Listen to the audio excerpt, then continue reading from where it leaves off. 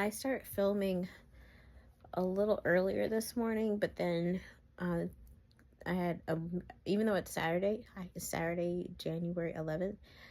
Even though I was gonna just really get into recording this morning, I had one meeting related to my church, and it's more of like a women's support group. And then afterwards, I took a call from my mom where she gave me like updates that are going on in the family, like our close family circle, just related to community. I live in, like I've mentioned, I live north of Washington D.C. and I'm from Spotsylvania, Virginia. That's where the family homestead is, and it's always good to just touch base with people back home. So I don't get as homesick as other people may do because I live like 75, 80 miles from home, but it's close enough that I can get there in less than 2 hours on a good day with traffic, and then I have, of course, all these other means to stay in touch. It snowed really hard last weekend, and we got a dusting about an inch overnight this week. Last night, it was enough snow that, because I'm from rural Virginia, that my church will not have service tomorrow. So I had to do work to make sure everyone knew that. Even though I'm not physically in the area, I'm still very much a part of the apparatus of making sure people know so they can stay safe. This week, I did get some good reading done despite everything. Before I get into what I read, a quick recap of what all has been going on. So in the last 10 days, let's do just January 1st through January 10th. I wanted to say thank you to any author who is able to then give their books over to talented voice actors, because audiobooks have definitely been very useful. So January 3rd, we welcomed a new Congress, the 119th Congress. So it was, the day was bustling with new members of Congress and new staff and their families as they're getting sworn in. Then January 6th, the certification of the election. Mind you, there is heightened security in Washington, D.C. when these things happen now, after what happened 4 years ago. So there was that. There was nothing disrupted this time because as minority leader Hakeem Jeffries said, we're not election deniers over here. So and then of course President Carter passed away at the age of 100 last month, and he laid in state from January 7th through the 9th. And then on a more personal note, a coworker of mine passed away from a long and tenacious battle with cancer, or what we believe was cancer. Another coworker of mine, because her temporary position was not extended, she was going to be leaving. And so yeah, I've worked really long hours, and I'm trying not to get emotional, but it's been rough. It's been rough, and I'm just grateful for many things and for many people for helping me get through all of it. There are people who worked harder than me, and they've been standing, so that just gives me the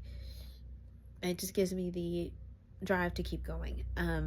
But again, I have been reading. I have a idea. Sorry, I live next to a military hospital, so sometimes you hear like aircraft overhead, and we're on the path of like 2 airports. Sorry, I need some of my chlorophyll. I have been reading a few romance novels / dark romance. I finished The Haunting of Adeline. That was... I didn't give it a rating because I enjoyed it. I did enjoy it. I was, I had it playing on my, I don't want to say her name louder because then will start talking. And every time my husband would come into the room, I would be like, pause, because I didn't want him to hear what was going on between Zaid and Addie. But I enjoyed it, and I understand that there's another book. So I will eventually get to Hunting Adeline. I understand it deals with a lot of, both are very dark themes. In the first book, there is stalking and breaking and entering. There is talk of child trafficking. There's murder. There's mutilation. There's torture. It was a wild ride, and I enjoyed it. I did enjoy it. I was listening to it while I was taking notes from another book called Black Pilled by Elle Reeves. I think I might have mentioned it earlier, and it's a nonfiction book. It is her recounting of all of the things that kind of led, that they're in the zeitgeist, and what led up to and what continues to perpetuate the rise and continued, I don't know what you want to call it, regime, the Trump regime, from incels to 4chan, 8chan, the alt-right, everything that you could say led up to the events of January 6th. And she tells it in a very surprisingly dry and witty. There were moments where, even though we're talking about the horrible violence and warped mentality of white supremacy, there are moments where it was so absurd you had to laugh. And I think, and that was on purpose. And I kind of wish I had listened to it so I could just hear whoever's reading. I don't know if she reads it. I don't know. I would love to go back and revisit the audio version of that book, but I taken copious amounts of notes. So I was listening to Haunting Adeline while taking my notes from that. I also I finished reading Hooked by Emily McIntyre, which is a dark romance retelling of Peter Pan, but it's told like the villain Hook is with Wendy, and Peter is her father, and it's like kind of like a mafia situation based in Massachusetts, and Hook is his like gangster name, and he feels that Peter has wronged him, and how is he going to get back at Peter? He's going to seduce and mentally brutalize Wendy, Peter's daughter, but he ends up falling in love, and she works like at a coffee shop. I enjoyed that. I would give that 3.5 stars. Yes. The other book that I am slowly making my way through is dark romance is Butcher and Blackbeard. Is it the Butcher and Blackbeard or Butcher and Blackbeard? No. Oh my gosh. Butcher and Blackbird. I'm mixing up pirates now. Butcher and Blackbird, and it's about two serial killers who are in competition with each other, and they are very much attracted to one another. I am going through that one slowly. It's a library book, so I need to return it soon. I have until the 18th, but I'm reading it as I commute, so I'm going to finish that within the next couple of days. I lost time because for the Carter funeral, I drove in with my husband. We had to get up at 4 in the morning and drive in. I had my snow boots on, and it was so dark I couldn't read in the car, because I have a physical paperback copy from the library. So I lost time, but I will catch up with that. I did start reading this book, Melissa V. Harris Perry's Sister Citizen, Shame, Stereotypes, and Black Women in America. I am 73 pages in.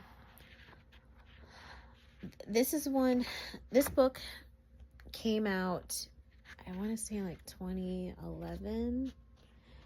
And I wish I had read it back then, because a lot of the themes, a lot of the things that she's talking about these are not new to me. I've read enough that these are not new to me, but it's good to have it all reinforced. She draws on literary fiction. For example, she keeps referring back to this book, or rather the characters in this book, Zora Neale Hurston's Their Eyes Are Watching God, and how the main character, Jeannie, navigates love and race and gender and societal expectations of her. This is on my long TBR to read. It was assigned in high school, but it wasn't the one I picked. I picked to read Native Son by Richard Wright.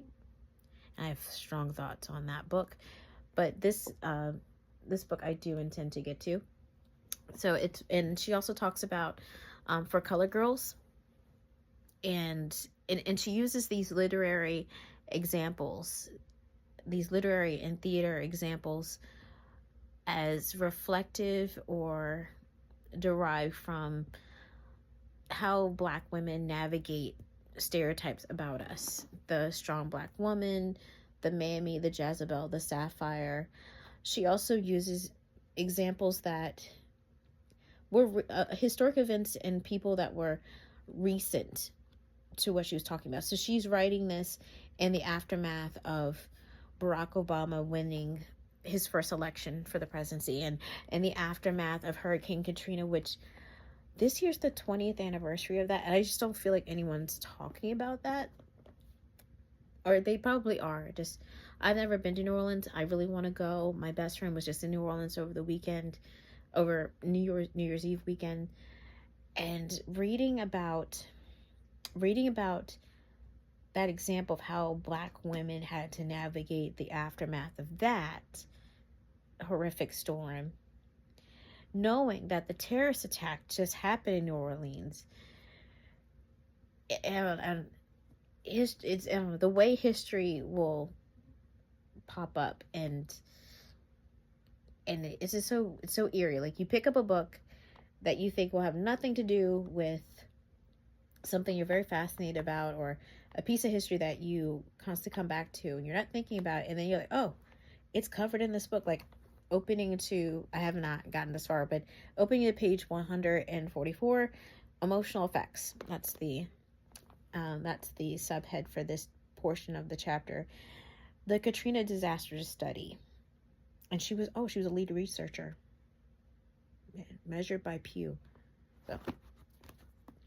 So far so good. I think this is it's a good refresher for me. But if you are new to Black studies, especially in the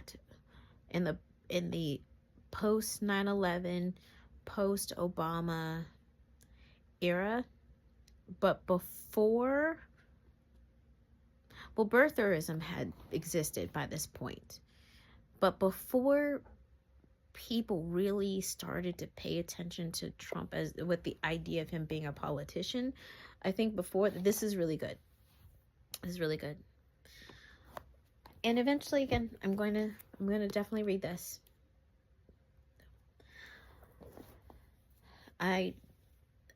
This January has been a really, even though it's only 11 days into a new year, this new year's already kicking my backside. And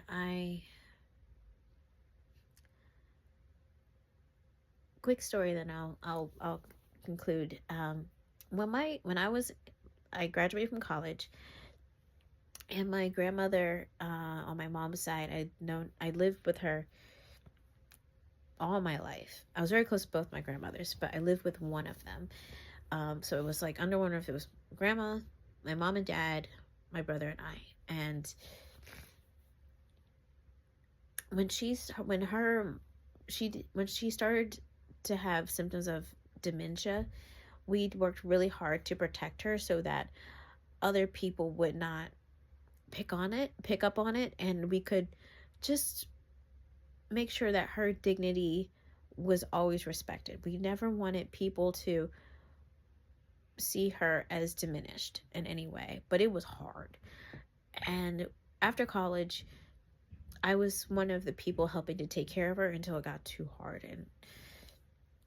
And but it was, I will never regret that time, because all the years that she took care of me, it was like, of course I'm going to do all I can to take care of you.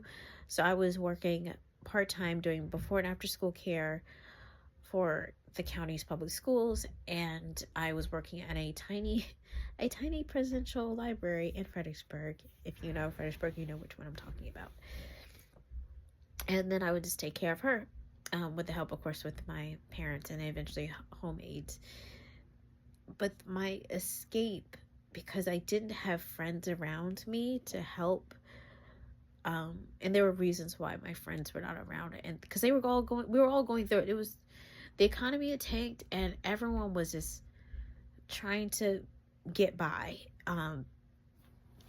But books became a place that I could sink into. When they say it's escapism, it was the rescue. It was truly the rescue. And that's when I think books became my identity. And right now I am using books, and I guess talking about books as a way to help me through this really tumultuous period. Like, there are people who are way worse off than me. I mean, there's snowstorms over here, and there's wildfires over there, and there are people who are just clinging to what they have, or they have nothing, and they're like, what do we do now? So I'm praying for them, and I'm praying that we just need a break. We just one day where it's not something. But yeah, I'm grateful to the publishers and the authors and the editors and the voice actors and everyone that is involved in creating books, because as I understand, as problematic as the publishing industry is, at the end of the day, one of the most beautiful things ever invented was the written word, was the published book. As I am surrounded by them,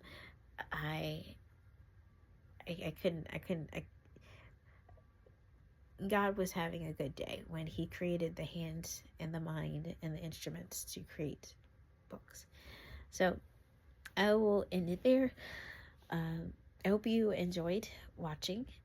Sorry I got a little so teary and snuffly. I'm going to blow my nose. I'm going to put on some moisturizer and get back to reading. So take care. Bye.